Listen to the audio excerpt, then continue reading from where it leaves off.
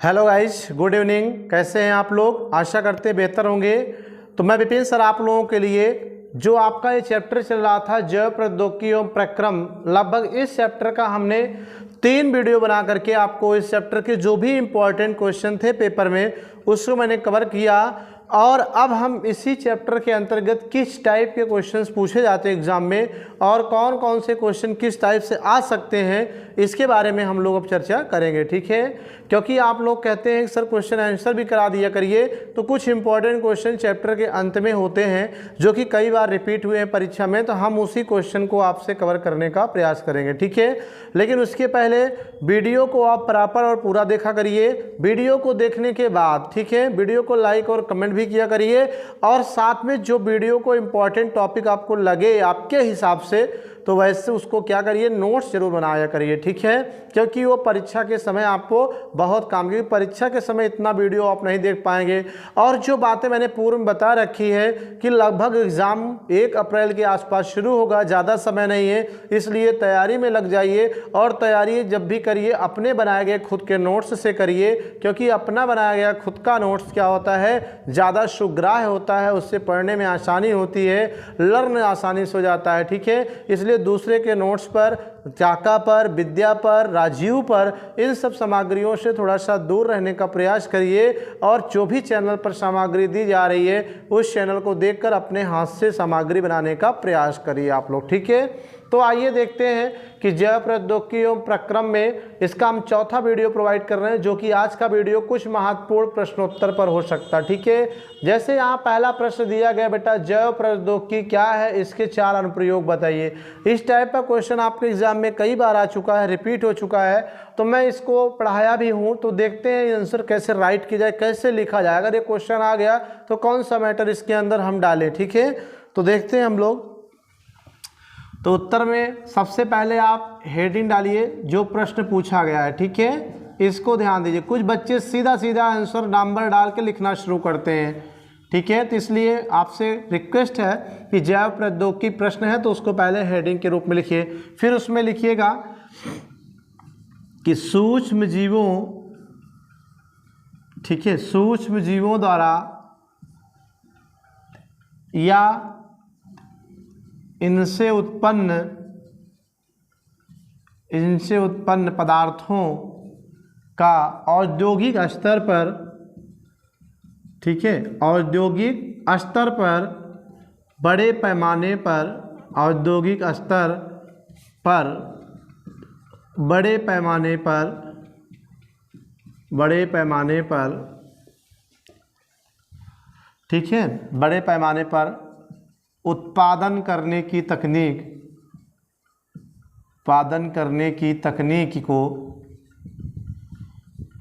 को हम जैव प्रौद्योगिकी कहते हैं, अर्थात बायोटेक्नोलॉजी कहते हैं, ठीक है।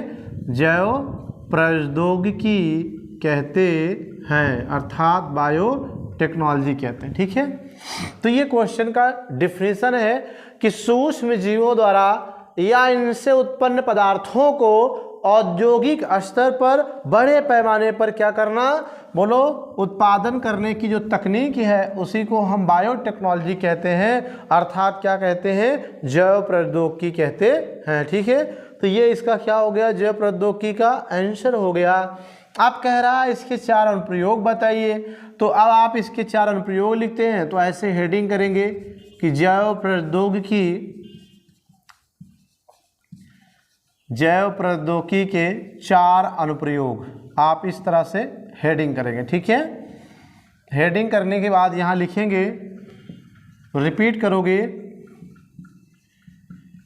कि जैव प्रौद्योगिकी के 4 महत्वपूर्ण अनुप्रयोग निम्नलिखित है, अनुप्रयोग निम्न है, ठीक है। जैव प्रौद्योगिकी के 4 अनुप्रयोग क्या हैं, निम्नलिखित हैं। ऐसे 4 में नाम डालिए। नंबर 1 मैंने आपको क्या बताया था, मंदिरा उत्पादन करने में, ठीक है, मंदिरा का निर्माण करने में। मंदिरा मीन्स क्या होता है, शराब। किसके द्वारा भैया, ईस्ट द्वारा। ईस्ट नामक एक कोष की कवक है जिसका उपयोग करके हम जैव प्रौद्योगिकी तकनीक द्वारा क्या बनाते हैं, मंदिरा बनाने का काम करते हैं। ठीक है। दूसरा अगर हम बात करें तो सिरका बनाने में, ठीक है, सिरका बनाने में ये भी किण्वन द्वारा बनाते हैं। ठीक है। और तीसरे की अगर हम बात करें, तीसरा अनुप्रयोग, तो मैंने आपको कहा था ऊर्जा व पर्यावरण में, ठीक है, ऊर्जा उत्पादन करने में और पर्यावरण को बेहतर बनाने में भी बायोटेक्नोलॉजी का प्रयोग किया जाता है। 3 हो गया। अगर चौथे की बात करें अगर हम एक, तो मैंने आपको कहा था खाद्य प्रसंस्करण में भी किया जाता है, खाद्य प्रसंस्करण में, ठीक है, खाद्य प्रसंस्करण में भी किया जाता है। इसके अलावा कृषि उत्पादन में भी किया जाता है, कृषि उत्पादन में वृद्धि के लिए भी किया जाता है, कृषि उत्पादन में वृद्धि के लिए भी बायोटेक्नोलॉजी का प्रयोग किया जाता है। ठीक है। तो एक क्वेश्चन इस तरह से आपका क्या हो गया गाइस, कंप्लीट हो गया। क्या कंप्लीट हुआ? जैव प्रौद्योगिकी क्या है, 4 इसके अनुप्रयोग बताइए। तो बायोटेक्नोलॉजी वह तकनीक जिसके द्वारा सूक्ष्म जीवों से या इनसे उत्पन्न पदार्थों को औद्योगिक स्तर पर बड़े पैमाने पर पदार्थों को उत्पन्न करने या उत्पादन करने की तकनीक को जैव प्रौद्योगिकी कहते हैं, बायोटेक्नोलॉजी। और इसके 4 अनुप्रयोग जो हैं वो निम्नलिखित हैं। जैसे 4 प्रौद्योगिकी के 4 महत्वपूर्ण अनुप्रयोग निम्नलिखित है। नंबर 1 मंदिरा का निर्माण ईस्ट द्वारा, और दूसरा सिरका बनाने में, तीसरा ऊर्जा व पर्यावरण में, फिर खाद्य प्रसंस्करण में, कृषि उत्पादन में, एंड सो ऑन, ऐसे बहुत सारे हैं। ठीक है। क्योंकि मैंने वीडियो में कहा था कि बायोटेक्नोलॉजी किसी एक क्षेत्र का विषय ना होकर के आज एक वृक्ष के समान कार्य, जैसे वृक्ष में कई शाखाएं, कई भाग होती हैं, उसी तरह से बायोटेक्नोलॉजी का महत्व सिर्फ कुछ ही एरिया में नहीं बल्कि कई क्षेत्रों में होता है। ठीक है। कुछ मैंने आपको 4 कहा था, दे दिया। ठीक है। तो ये एक क्वेश्चन कंप्लीट हो गया। फिर दूसरे की बात करें, दूसरा क्वेश्चन है आनुवांशिक अभियांत्रिकी क्या है, इसके 4 अनुप्रयोग बताओ। तो ये भी कई बार एग्जाम में रिपीट हो गया है। तो मैंने कहा था थोड़ा सा दिमाग लगाइए, आनुवांशिक अभियांत्रिकी को जीनी अभियांत्रिकी भी कहते हैं। जीनी माने जीन, अभियांत्रिकी माने हेर फेर करना, अर्थात किसी जीव के जीन या डीएनए में हेर फेर करने की तकनीक को क्या कहते हैं, आनुवांशिक अभियांत्रिकी कहते हैं। और इसको हम जीन क्लोनिंग और जीन स्थानांतरण प्रक्रिया द्वारा संपन्न करते हैं। ठीक है। तो इसको लिखेंगे कैसे, राइट कैसे करेंगे, आइए देखते हैं इसे भी। प्रश्न आपका ये है, उत्तर डालिएगा, फिर से आप लिखिएगा हेडिंग, जो प्रश्न है उसी को पहले हेडिंग बनाना, आनुवांशिकी अभियांत्रिकी। याद रहे इसे जीनी अभियांत्रिकी के नाम से भी पूछा जा सकता है। ठीक है। आनुवांशिक अभियांत्रिकी क्या लिखोगे कि वह प्रक्रिया जिसमें जीन क्लोनिंग व जीन स्थानांतरण द्वारा, ठीक है, जीन स्थानांतरण द्वारा पुनर्संयोजित, ठीक है, पुनर्संयोजित डीएनए का निर्माण किया जाता है। ठीक है, निर्माण किया जाता है, उसे क्या कहते हैं, आनुवांशिक अभियांत्रिकी कहते हैं। ठीक है। क्या कहते हैं, आनुवांशिक अभियांत्रिकी कहते हैं, आनुवांशिक अभियांत्रिकी कहते हैं। ये आपका क्या हो गया, कंप्लीट हो गया। ठीक है। अब इससे कह रहा है 4 अनुप्रयोग बताइए। तो यहाँ पर फिर से आप हेडिंग डाल सकते हैं कि आनुवांशिक, जितना ज़्यादा आप पॉइंट आउट करके लिखोगे एग्ज़ाम में, ठीक है, या जितना ज़्यादा आप हेडिंग बना के लिखेंगे अलग अलग करके, उतना ही आपको अच्छा नंबर मिलने के चांसेस रहेंगे। ठीक है। आनुवांशिक अभियांत्रिकी के 4 अनुप्रयोग, 4 अनुप्रयोग, ये आप ऐसे ही हेडिंग बनाइएगा और इसमें लिखिएगा कि इसके 4 अनुप्रयोग क्या हैं, निम्नलिखित हैं। ठीक है। तो इस तरह से अगर हम इसकी बात करें, यहाँ पर थोड़ा सा यहाँ जगह शॉर्ट हो रहा है, अगर हम यहाँ पे इसको ले आके बात करें 4 अनुप्रयोग। नंबर 1 बीटी फसल बनाने में, मैंने आपको बताया है पिछले वीडियो में कि बीटी फसल क्या होता है। ठीक है। तो बोलो बीटी फसल क्या होता है, मैंने आपको बता रखा है कि B for bacillus, T for thuringiensis. Bacillus thuringiensis नामक जीवाणु में निष्क्रिय जीन होता है प्रतिविष का, जिसे निकाल कर प्लांट के अंदर जीनी इंजीनियरिंग द्वारा हम क्या करते हैं, डाल देते हैं। तो वह जीन प्लांट में सक्रिय होकर के ऐसे कुछ पदार्थ का निर्माण करता है जिससे उस पेड़ पर जब कोई कीट लगता है तो खाकर उसकी पत्तियों को स्वतः मर जाता है। ठीक है, तो इसमें अलग से कीटनाशक पदार्थ डालने की ज़रूरत नहीं होती। ऐसे फसल को बीटी फसल कहते हैं। और सबसे पहले बीटी फसल को बीटी कपास, बीटी तंबाकू के रूप में क्या किया गया, बनाया गया। ठीक है, क्वेश्चन आ सकता है प्रथम बीटी फसल कौन सी है, बीटी तंबाकू। बनाया कैसे गया, जैव प्रौद्योगिकी के अंतर्गत आनुवंशिक अभियांत्रिकी का प्रयोग करके इसे क्या किया गया, बनाया गया। ठीक है, तो बीटी फसल बनाने में। दूसरा मैंने आपको कहा परजीवी जंतु बनाने में, परजीवी जंतु बनाने में। ठीक है, परजीवी जंतु बनाने का मतलब क्या है कि जैसे पर माने दूसरे का, जीनी माने ऐसे एनिमल जिनमें किसी दूसरे का जीन डाला गया हो, उस एनिमल को परजीवी एनिमल कहते हैं। और उसका निर्माण कैसे करते, कैसे दूसरे के जीन को डालते हैं, किसकी सहायता से, आनुवंशिक अभियांत्रिकी से। तो परजीवी जंतु बनाना भी क्या है, आनुवंशिक अभियांत्रिकी के अंतर्गत ही आता है। ठीक है, और तीसरे की बात करें हम कि अगर और इसका क्या अनुप्रयोग है, तो पुनर्संयोजित डीएनए बनाने में। ठीक है, पुनर्संयोजित डीएनए बनाने में, पुनर्संयोजित डीएनए बनाने में 3 हो गया। और चौथे की बात करें तो फसल उत्पादन में वृद्धि या पौधों की वैरायटी बनाने में, या फिर आप कह सकते हो कृषि उत्पादन में, कृषि उत्पादन में सुधार करने में। ठीक है, कृषि उत्पादन में सुधार करने में। और बात करें हम तो टीके बनाने में, है ना, टीके और इंसुलिन व अन्य औषधि बनाने में। ठीक है, अन्य औषधि बनाने में। तो इस तरह से ये क्या है, कुछ इम्पॉर्टेंट 3, 4, 5 आनुवंशिक अभियांत्रिकी के क्या हैं, अनुप्रयोग है। इन सब कार्यों में जीनी इंजीनियरिंग अर्थात आनुवंशिक अभियांत्रिकी का प्रयोग किया जाता है गाइस। ठीक है, तो इस तरह से क्वेश्चन आए हैं और आते भी हैं। आप देखिएगा, वीडियो को देख करके उससे क्वेश्चन का आंसर लिखने का प्रयास करिए। ठीक है, नोट करना चाहें सभी लोग नोट कर ले, फिर हम चलते हैं नेक्स्ट क्वेश्चन की ओर।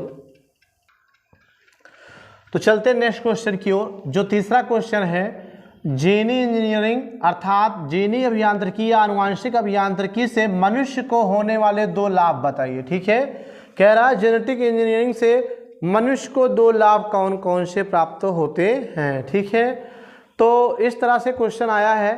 तो आपको पहले हेडिंग डालनी पड़ेगी, जीनी इंजीनियरिंग से मनुष्य को होने वाले 2 लाभ। फिर लिखना पड़ेगा इसके 2 लाभ निम्नलिखित हैं। फिर नंबर 1, नंबर 2 को पॉइंट आउट आप ब्लैक बोर्ड पे या अपने कॉपी में राइट करेंगे। ठीक है, तो यहाँ पर हेडिंग डाल रहा हूँ। ठीक है, कि जीनी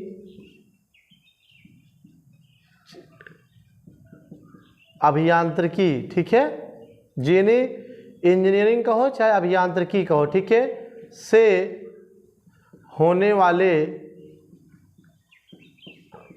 मनुष्य को 2 लाभ। ठीक है, होने वाले मनुष्य को 2 लाभ। यहाँ लिखेंगे कि जीनी इंजीनियरिंग से होने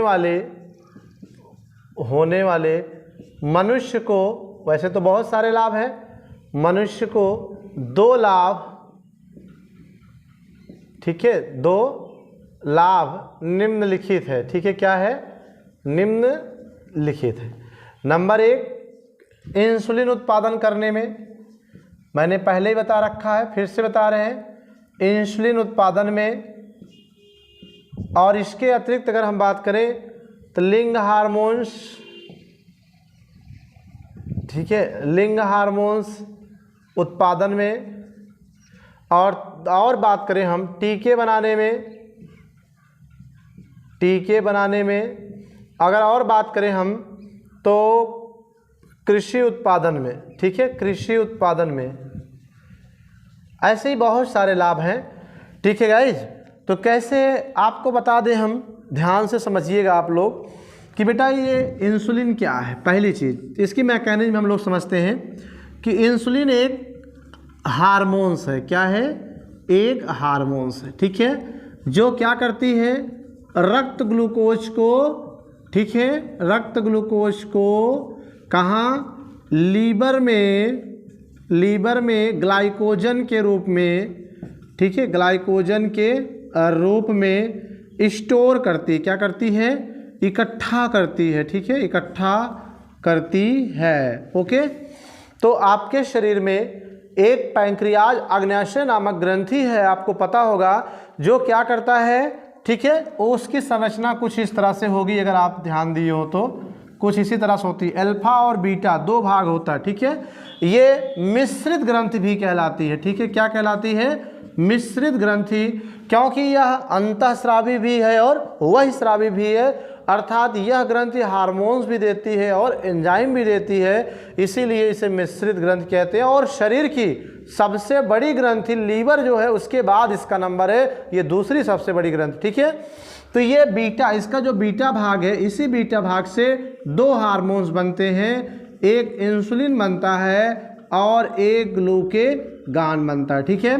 तो ये जो इंसुलिन है, ये क्या करता है कि मानव बॉडी में रक्त में अतिरिक्त ग्लूकोज को बढ़ने नहीं देता है, उसको हटा करके लीवर में ग्लाइकोजन के रूप में रखता है। लेकिन सपोज करिए कि आज के जीवन और आज के खान पान, आज की जीवन शैली के कारण ये बॉडी में इंसुलिन बनना कम हो जाता है, 20, 25, 30, 35 साल की उम्र बढ़ते बढ़ते, तो इंसुलिन कम होगा तो रक्त से ग्लूकोज कौन निकालेगा, कोई नहीं निकाल पाए, क्योंकि काम तो यही कर रहा था ना। तो जब ये बनना बंद हो जाएगा तो ऐसी कंडीशन में आप बताइए कि रक्त में ग्लूकोज क्या होगा, डे बाय डे बढ़ता जाएगा, जिससे रक्त का अपना पीएच गड़बड़ होगा और किडनी, लीवर, आँख की रोशनी जैसे ये गंभीर बीमारी होंगी, ठीक है। और साथ में कहीं कटने पर घाव भी क्या होगा, भरेगा नहीं, उसमें क्षरण हो सकता है। तो ऐसी बीमारी को हम शुगर, डायबिटीज, मधुमेह कहते हैं, ठीक है। अब जैव प्रौद्योगिकी के अंतर्गत जीनी अभियांत्रिकी की सहायता से साइंटिस्ट ने क्या किया, इंसुलिन नामक इस हार्मोन्स का कृत्रिम रूप से उत्पादन शुरू कर दिया सूक्ष्म जीवों की सहायता से।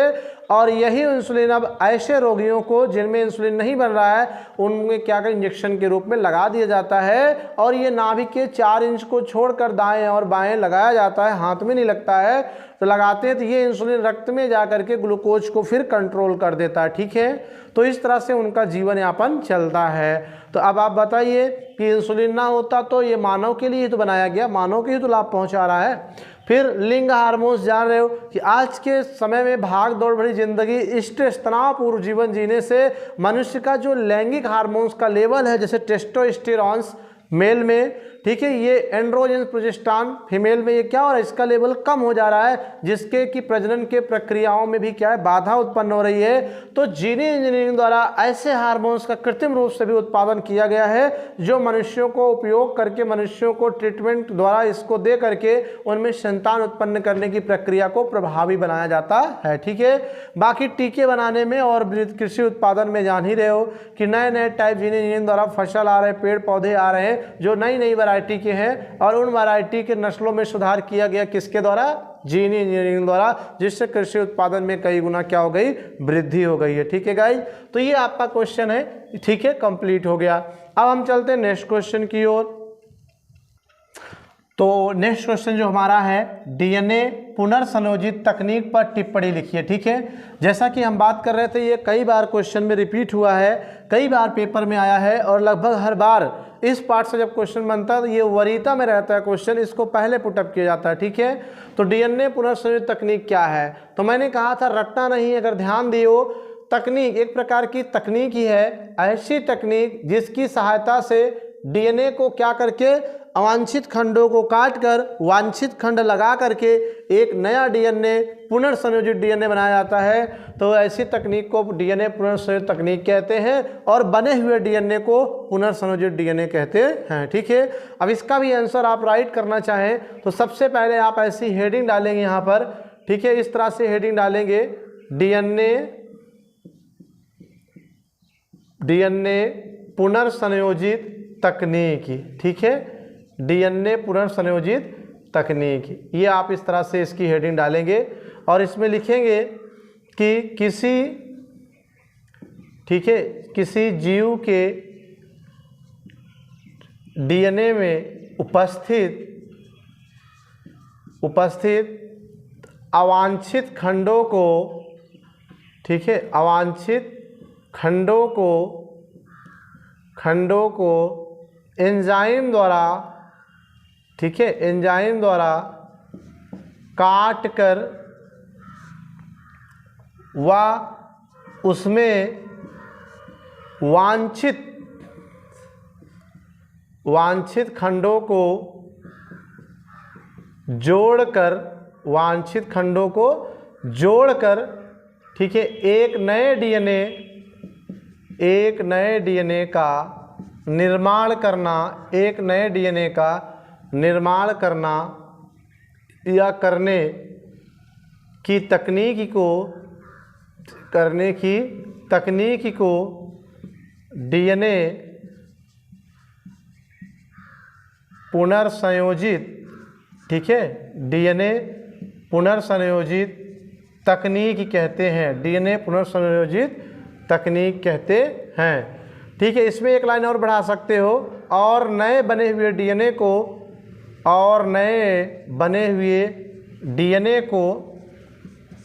ठीक है, क्या कहते हैं, पुनर्संयोजित डीएनए कहते हैं, ठीक है, क्या कहते हैं, पुनर्संयोजित डीएनए कहते हैं, ठीक है। तो इस तरह से ये क्वेश्चन का आंसर हमने राइट कर दिया, ठीक है। डीएनए पुनर्संयोजित तकनीक क्या है, बोलो, किसी जीव के डीएनए में उपस्थित अवांछित खंडों को काट करके, ठीक है, एंजाइम द्वारा उसमें वांछित खंडों को जोड़कर नए डीएनए के निर्माण करने की तकनीक को डीएनए पुनर्संयोजित तकनीक कहते हैं, और नए बने हुए डीएनए को पुनर्संयोजित डीएनए कहते हैं, ठीक है गाइस। तो ये इस तरह से भी क्वेश्चन आ सकता है, और आया भी है, फिर भी आ सकता है। तो इस तरह से इसका आंसर आप लोग क्या करेंगे, राइट करेंगे गाइस, ठीक है। तो नोट कर लीजिए, फिर चलते हैं नेक्स्ट क्वेश्चन की ओर। अब जो क्वेश्चन हमारा है, प्लाज्मिड पर टिप्पणी लिखो। प्लाज्मिड क्या है, इस पर टिप्पणी लिखो। जब भी पेपर में आता है तो ज़्यादातर टिप्पणी पूछा जाता है, ठीक है, और कई बार रिपीट हुआ है, तो आपके यहाँ भी आ सकता है, चाहे प्लाज्मिड कहे चाहे प्लाज्मिड्स कहे, कोई दिक्कत नहीं है, सबका मतलब एक है, ठीक है। तो वीडियो में मैंने बता रखा है कि कुछ जीवाणुओं की प्रजातियों में दो तरह का डीएनए पाया जाता है, एक धागेनुमा और एक गोलाकार वृत्ताकार। तो जो वृत्ताकार डीएनए होता है उसी को हम प्लाज्मिड कहते हैं। अगर एक लाइन में लिखा जाए तो जीवाणुओं में पाए जाने वाले वृत्ताकार डीएनए को हम क्या कहते हैं गाइस, प्लाज्मिड कहते हैं, ठीक है। तो यहाँ पर हम आंसर लिखेंगे, पहले हेडिंग डालते हैं ऐसे, प्लाज्मिड, ठीक है, हेडिंग डालेंगे क्या, प्लाज्मिड। तो लिखेंगे कि जीवाणुओं की, ठीक है, जीवाणुओं की विभिन्न प्रजातियों में, ठीक है, विभिन्न प्रजातियों में गुणसूत्रीय डीएनए, ठीक है, गुणसूत्रीय डीएनए के अतिरिक्त, ठीक है, अतिरिक्त एक या एक से अधिक, या ऐसे लिखते हैं कि लगभग 1 से 100 तक वृत्ताकार डीएनए पाया जाता है, जिसे प्लाज्मिड कहते हैं, जिसे क्या कहते हैं, प्लाज्मिड कहते हैं, ठीक है। अब फिगर की बात करें तो इस तरह से आप मान लीजिए जीवाणु होता है, और आपको पता है जीवाणु की संरचना एक कोश की और कैप्सूल जैसी होती है, ठीक है। इस संरचना को कैप्सूल संरचना कहते हैं। ये जीवाणु कुछ इस तरह से होता है, ये जीवाणु कोशिका भित्ति है और ये फ्लैजिला होता है।